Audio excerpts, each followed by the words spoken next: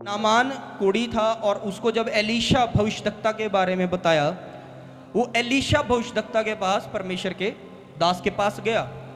अब जब वो एलीशा के पास गया था, वो गया था प्रेयर करवाने, वो गया था प्रार्थना कराने, क्योंकि उसके किंगडम के अंदर जिस लड़की को बंदी बना के रखा हुआ था, उस लड़की ने उसको बोला था कि तू एलीशा के पास जाइयो और वही तुझे चंगा करेगा। उसने अपने राजा से अनुमति ली, वो गया उस जगह पे उसको मिलने।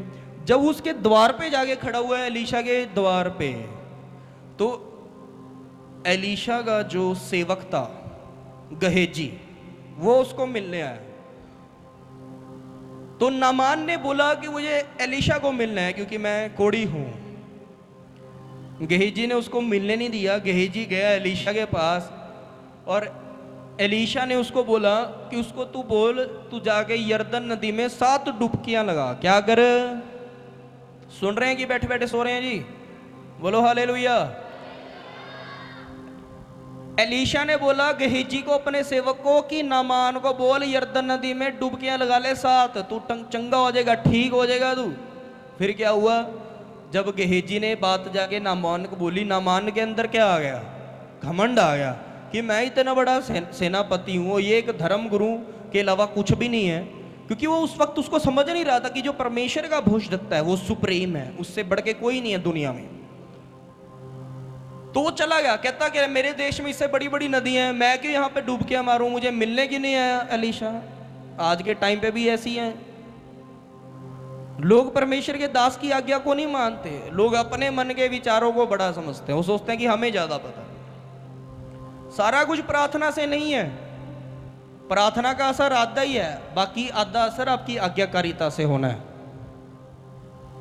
नामान जब जाने लगा, उसके एक चेले ने बोला कि हे प्रभु, अगर तेरे को एलीशा मिलता और मिलके तेरे को कोई बड़ा काम कहता करने के लिए, क्या तू ना करता?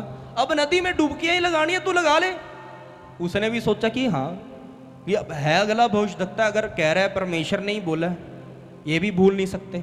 वो गया और यरदन नदी में उसने जब 7वीं डुबकी लगाई, बाइबल में लिखा है 7वीं डुबकी लगा के जब वो ऊपर आया, उसकी बॉडी की जो चमड़ी थी वो एक नए जन्मे बच्चे के समान हो गई थी, कोढ़ था ही नहीं। ये क्या?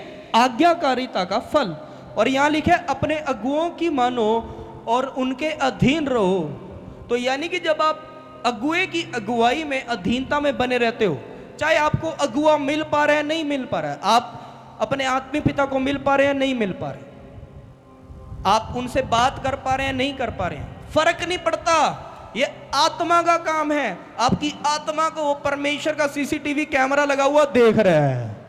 अगर आप अगुए के प्रति दूर से भी अधीन हो तो फिर परमेश्वर वो दूर से ही काम बना देगा। आपको देखना है कि जो परमेश्वर का अगुआ वेदी से प्रचार कर रहा है वो मैं मान रहा हूं या नहीं। और अगर मिल भी पा रहे हैं, अगर वो कोई बात कह पा रहे हैं, वो बात कह रहा है आपको, अगर आप उसको मान रहे हो तो आपका काम बन जाएगा। अगर बाइबल में बात लिखी है, इसको मानना है। कह रहा है अपने अगुओं की मानो, उनके अधीन रहो, क्योंकि वे उनकी नाई तुम्हारे प्राणों के लिए जागते हैं, जिन्हें लेखा देना पड़ेगा कि वे ये काम आनंद से करें, ना कि ठंडी सांस लेकर, क्योंकि इस दशा में कुछ लाभ नहीं है।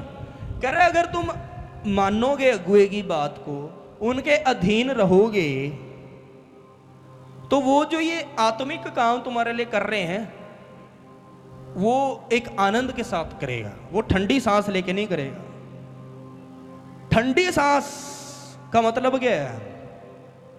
जो परमेश्वर के दास के आज्ञाकारी नहीं होते, जो परमेश्वर के दास के अधीन नहीं होते, सीधी सी बात है, तो परमेश्वर का दास का जो मन है वो खुश होएगा उससे। तो आत्मा ही अगर प्रसन्न नहीं है तो आत्मा काम क्या करेगा? बोलो। अब एक बात बताता हूं आपको, सुन रहे हैं सब? बोलो हालेलुया। 2021 की बात है, एक बहन यहां से प्रेयर करवा के कनाडा गई थी। कनाडा जाके वो थोड़ा टाइम जुड़ी रही सेवकाई से, पर जब कनेक्शन में नहीं थी, उसको एक रोग लग गया वहां पे, लहू बहने का, ब्लीडिंग का रेगुलर। और वहां की मेडिकल रिक्वायरमेंट के अकॉर्डिंग उसको डॉक्टर एडमिट नहीं कर सकते थे, उसको इलाजमान नहीं मिल सकता था, और वो स्टूडेंट भी थी। अब मुझे नहीं पता क्या प्रॉब्लम थी। अब सुनो, देखो, लोग को लगता है कि हमको मिले पास्टर तो ही हमारा पास्टर, अगर हमारी बात सुन रहे हो तो ही पास्टर, नहीं तो उसकी ऐसी तैसी। सच्ची बात है ये। अब उस टाइम पे एक फॉरेन के लोगों के लिए एक नंबर जारी किया हुआ था हमने, अभी भी वो है, उस नंबर पे वो कॉल्स करते रहे, पर मैं उन दिनों में 3 डे एंड नाइट की फास्टिंग प्रेयर में था, मैंने कोई फोन नहीं उठाया। अब क्या हुआ कि वो ऐसी प्रॉब्लम में है कि वो फोन भी लगा रही है और आधी वो भी होश है। वो फोन लगा रही है, 7, 8, 10, 15 के आसपास कॉल्स थी। जब मैंने देखा, जो 15 कॉल्स करके वो थक गई, हार गई, उसने शिक्षा को याद किया कि अगुए के अधीन रहना है। अब कनाडा में क्या चर्चिज नहीं है? कनाडा में क्या पास्टर नहीं है? सुन रहे हो? और पास्टर क्या हर जगह अवेलेबल नहीं, अब तो गली गली में बैठे हैं अब तो। पर उसने कहीं और फोन नहीं लगाया, उसने बात को समझा कि अगर कुछ पॉसिबल नहीं हो रहा है, उसमें भी परमेश्वर का आत्मा काम कर सकता है। वो भी फोन करते करते बेहोश हो गई, और उसको दर्शन आ रहा है कि मैं उसके बेड साइड पे खड़ा हूं, प्रार्थना कर रहा हूं। जब वो 1 घंटे बाद उठी, उसको कोई ब्लीडिंग नहीं थी, कोई ब्लड नहीं उसको आया, और उसके बाद से लेके अब तक वो स्वस्थ है। मैंने नेक्स्ट डे देखा कि ये बहन इतने फ़ोन कर रही है, मैंने फ़ोन करवाया, मैंने बात की, तो उसने सारी गवाही बताई। मेरा मन परमेश्वर के लिए और प्रेम से भर गया कि परमेश्वर तो कितना महान है, वो अपने दास का सिर नीचा नहीं होने देता। ये क्या है? आत्मा का काम है।